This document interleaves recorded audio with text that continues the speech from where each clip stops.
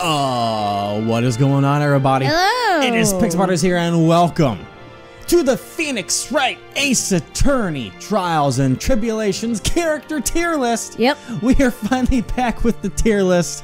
And it's been a while. Yes, as for a small little thing, because you're probably, some of you viewers may ask yourself, hey, where's the Phoenix Wright Spirit of Justice for today? And there were some recording issues, Technical difficulties. Yeah, so while I try and work on that, that'll be resuming tomorrow. Maybe later today, probably not. But for now, we're at least doing this because we want to do this in the first place. Yes. So this is going to be a thing still. So let's roll right into the characters, and we start. Look at me. With the look at me. Look at me. Nah. Papyrus. Detective, look at me. Oh, I don't know what I did. So I'm going he was to, he was like a mix between Papyrus and freaking what's his face? What was I gonna say? I don't know. I'm not quite sure what I just did because I moved something that I wasn't supposed to move. So I'm gonna hope that everything is fine. I'm gonna make sure that I click on We're gonna have to restart Luke. this. No, I think we're fine. I think we're fine. But we got Luke over here, and right. Luke, I say he's a pretty solid A. Yeah. He was A for at me. Look at me. That's right. He was like a mixture of Papyrus and Waluigi. Pretty much, because he's about as wild as that is. So. That nose, though. Yeah. He was a great protagonist. You loved voicing him. He was fun. What can I say? He was a wonderful little villain for us, and had much of mystery in there and all that, such and such. And along with the our client for that case, we had Ron Delight. Stop ignoring me. Stop ignoring me. I don't know. He was a sweet. He's a sweet boy, but he's not anything too crazy in my opinion. I mean, he's between A and B for me. Yeah. So I'm trying to make, because I know that with most of these characters, they're going to be towards this area, especially as we get towards the bottom of the list. So I'm trying to be cautious with the way I'm doing things. And so we have obviously Desiree Delight. That's right. I sent you a list for a reason, so you can remember some of those names. I'd also put her a B. She's cool. She didn't do anything too crazy for the case for the most part. She was a badass. She just didn't. From what I remember, she didn't have anything crazy dire to do in the case. Well, she came busting in with new evidence for us, remember? Did she? Yes. She saved our asses. You remember that? I'll go like right here. There we go. That seems fitting. I'm all over the place with this one. You are, wow. But it's just I gotta rank them compared to each other and compared to not being Garbo. But we have our next person. Victor Kudo. Old man Kudo. Old man Kudo right there. Oh, said hi to me though. So there we go. What you thinking for him? He was such a perv. He was coming in for Maya all the time. He gave us some good testimony. He was a bit of a he was a tough cookie to crack. Why were you putting him over there? Putting him where? Why were you putting him all the way to the right? Well, I think it was just in case we were to throw him in B, but I guess, is C okay for him? Ron's not better than him. You kidding me? Ron's not better than Victor? No. So in the same level then? Yes. B? Okay, let's go with B.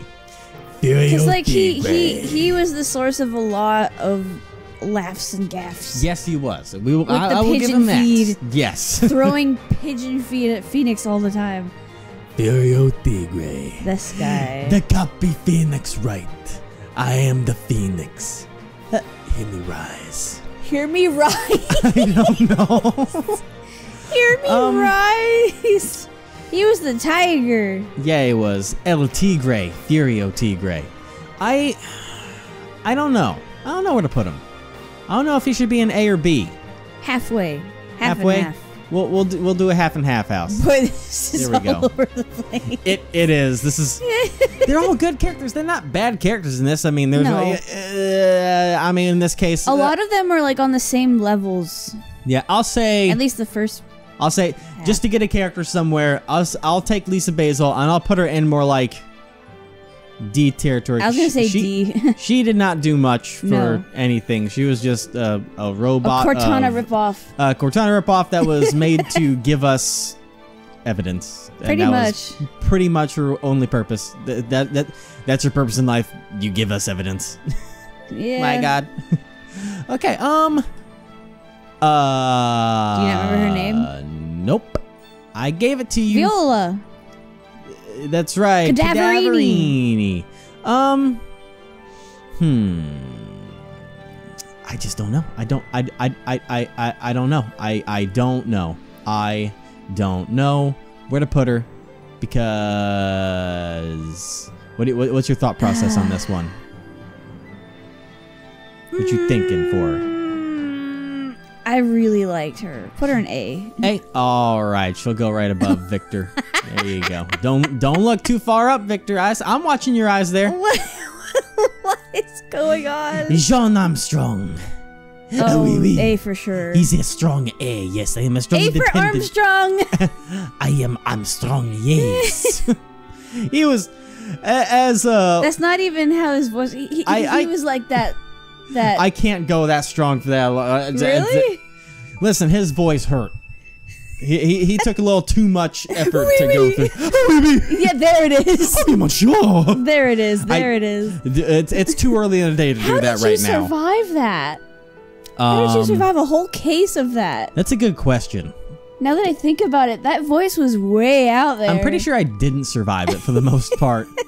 But he was entertaining. Obviously, a big part in the case as well. Gives a lot of evidence, a lot of laughs, a lot of gaffes. That's a good one. Yeah. Next one. When it came to the fourth case, a lot of you wanted us to do young, alive Mia because young, alive Mia. That's the one case where we got to play as her, kind of getting her grasp on everything and showing her and that's how she met involvement. Phoenix. Yeah, it's all about.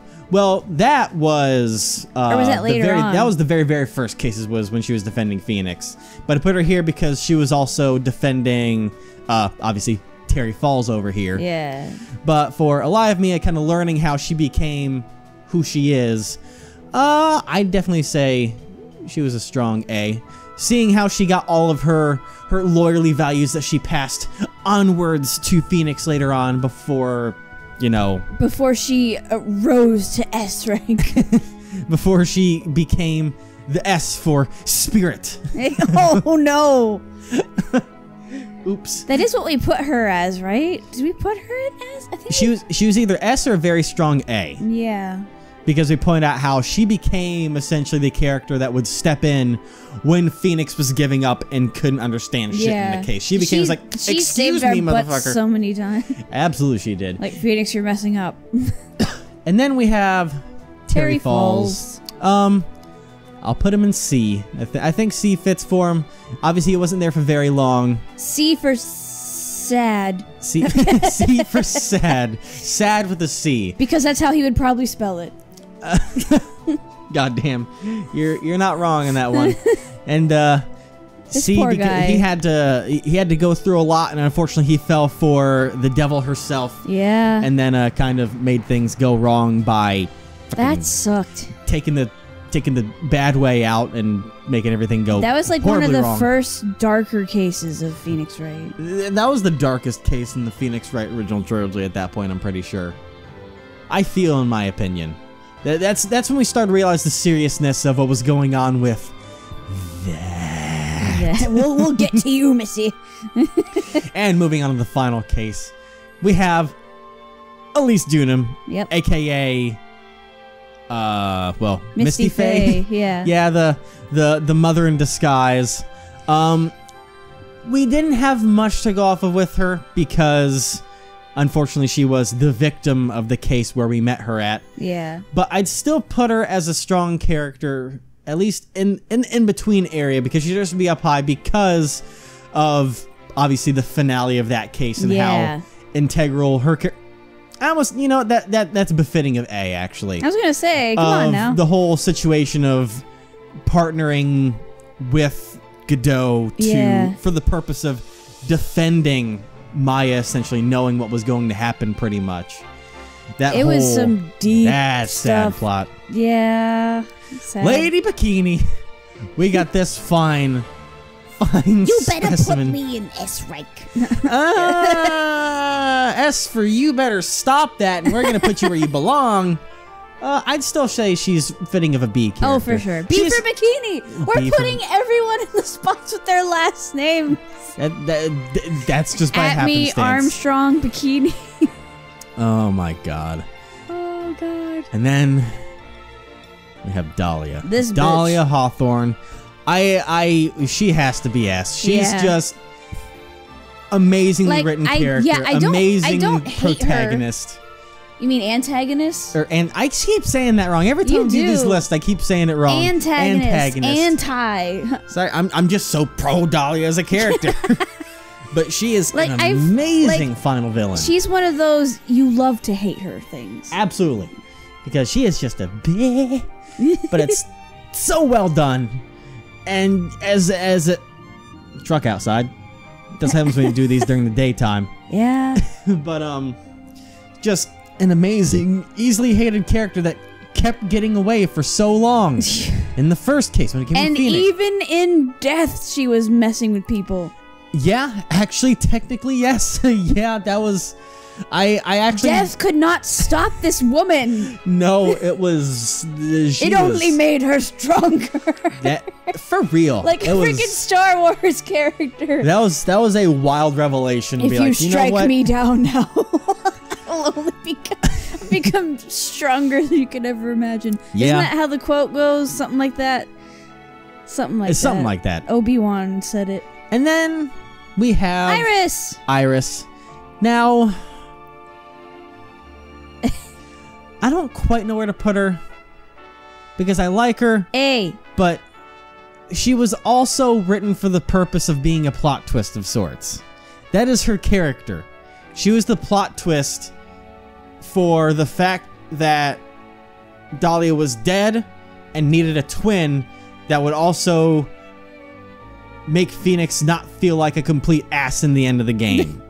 But she loved Phoenix. She knit him a sweater. That's why she was written there, because she was the writing purpose of, if we have this earlier be just Phoenix falling for the villainous girl, that makes him seem very dopey and not as strong of a character as we've written Phoenix to be over the past 3 games. So they needed the feelings to be real, so Phoenix didn't feel like a complete fool or be written as a complete fool. That was kind of her purpose as a character, was to kind of make everything not feel so horrible in the end. But instead, it felt tragic.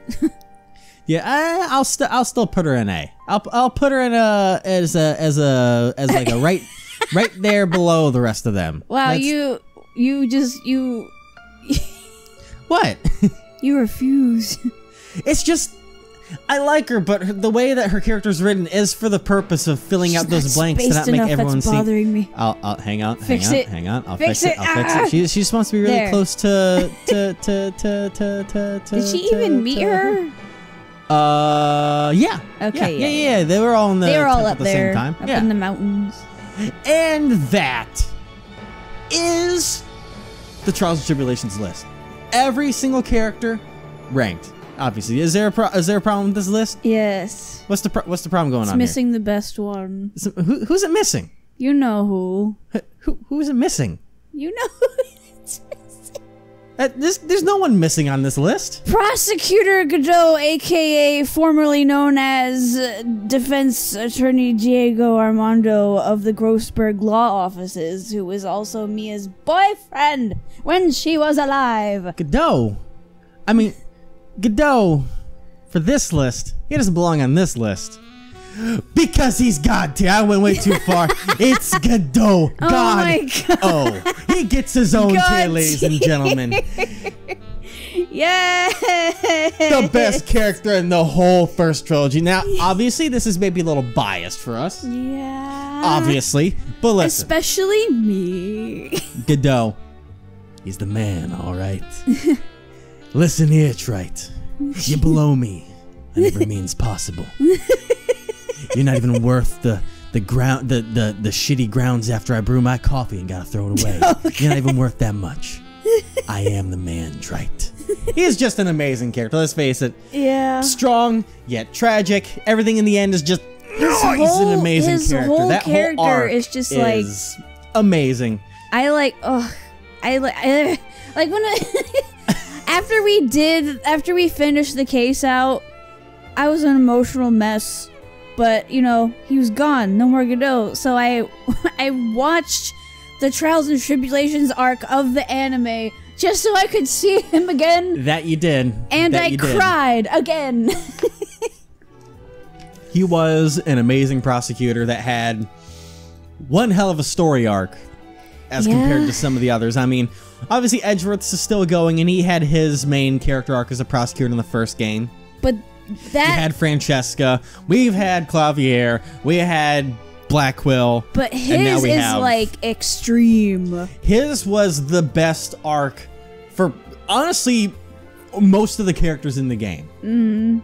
Like, even considering going through, like, Maya and Phoenix and anyone that we've defended and all those, like Kudo had one of the best arcs, and I especially think it helps with how tragic they made his arc in the first place. Yeah. Of, you know, getting hospitalized and losing his eyesight and half of his, part of his life in a coma, if I'm correct. Was he in a coma? Yes. From it? Yeah, and then waking up. I think it was for...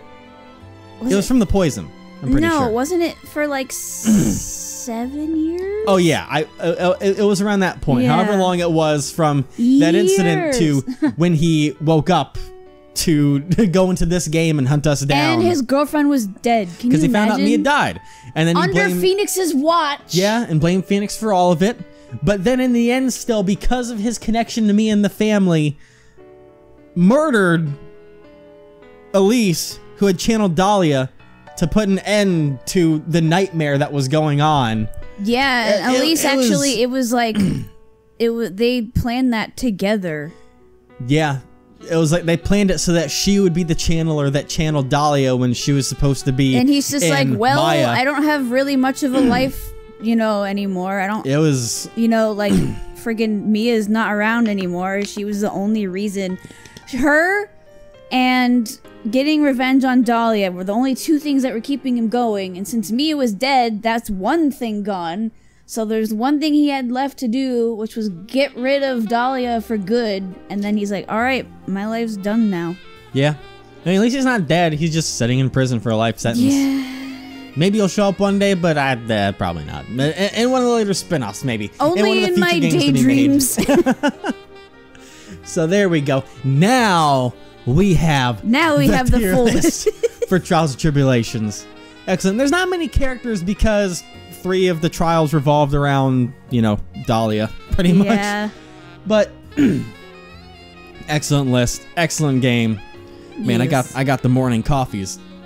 Not coffee, like no coffee, but coughs in a goofy way. The coffee. Oh, like how when you sleep and you can tell that you slept with your mouth open at some point because your throat's really dry and scratchy. Yeah, and I got phlegm. Like, one of those situations. That's like the worst. It is. It's a mood. Thank you all for joining us in this fancy Phoenix Wright character tier list. Sorry, like what is this again? My brain froze for a moment there. You need some caffeine. That's what I'm trying over here. I got some water with Mio Energy. The ironic thing is, he doesn't like coffee. I don't like Evan coffee. Does not like coffee. I know, I'm not a coffee person. You voice Kudo and you don't like coffee.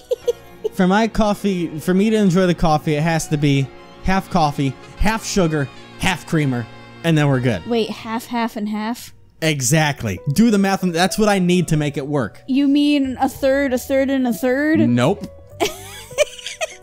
And you can probably nix the coffee part from my equation. Which is amazing because he's the exact opposite. He likes it black. Yeah. Blacker than the darkest night. Oh, man. So, that was the tier list. But now, we work into a few updates for you guys. Yes. Because as you have seen, I recently worked on redoing some of the channel art, giving us a new fancy logo that we have, as you guys have seen.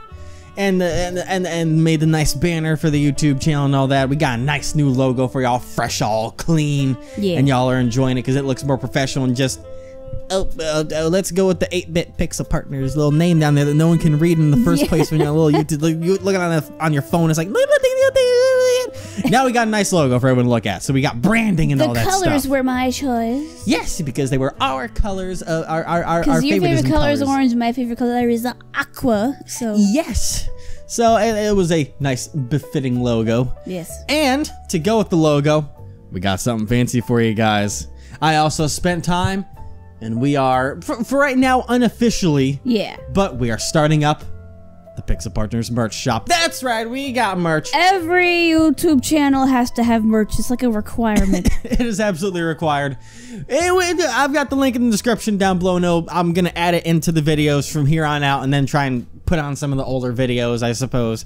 But when you go there, it's got some basic things there for right now. We got a nice unisex men's t-shirt. We got a women's cut t-shirt if you're a lady and prefer the ladies cut. We got a sweatshirt.